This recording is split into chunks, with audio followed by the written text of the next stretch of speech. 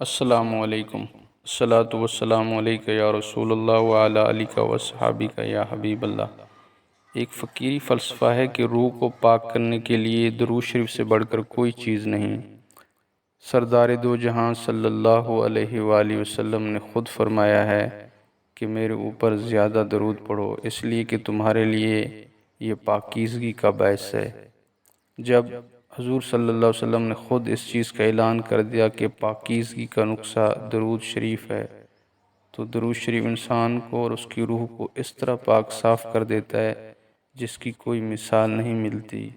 یہاں تک کہ جن باعمل عالموں، محدثوں، فقیروں نے درود شریف پر کمر باندھی، اس کو اللہ کے فضل و کرم سے اور حضرت محمد صلی اللہ علیہ وآلہ وسلم کی روحانیت کی برکت سے لاکھوں گناہ گاروں کی شفاعت کی بشارت تو اس دنیا میں مل گئی ہے۔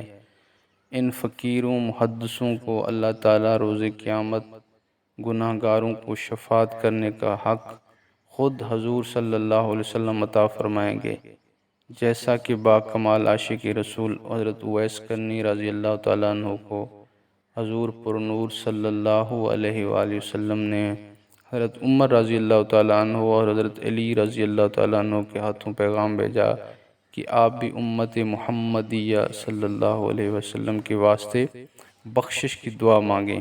حالانکہ شفاعت کی مالک خود حضور صلی اللہ علیہ وسلم کی ہستی ہیں، لیکن اللہ تعالیٰ نے حضور اکرم صلی اللہ علیہ وسلم کی سفارش پہ یہ اعزاز حضور صلی اللہ علیہ وسلم کی امت کے چند خاص افراد کو بھی دیا ہے۔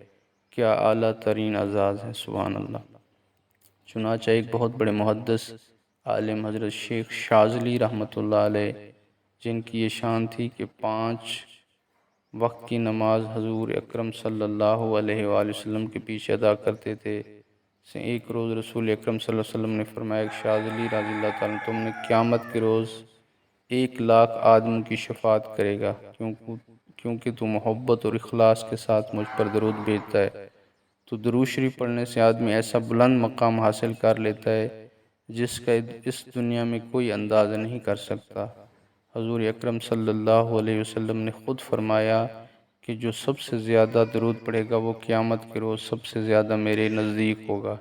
اس سے بڑھ کر کیا نعمت ہو سکتی ہے کہ ہم محبوب خدا صلی اللہ علیہ وسلم کے ساتھ ہوں گے جو لولاک کے مالک ہیں، سبحان اللہ۔ اللہ تعالیٰ ہمیں زیادہ سے زیادہ درود پاک پڑھنے کی توفیق عطا فرمائے۔ السلام علیکم۔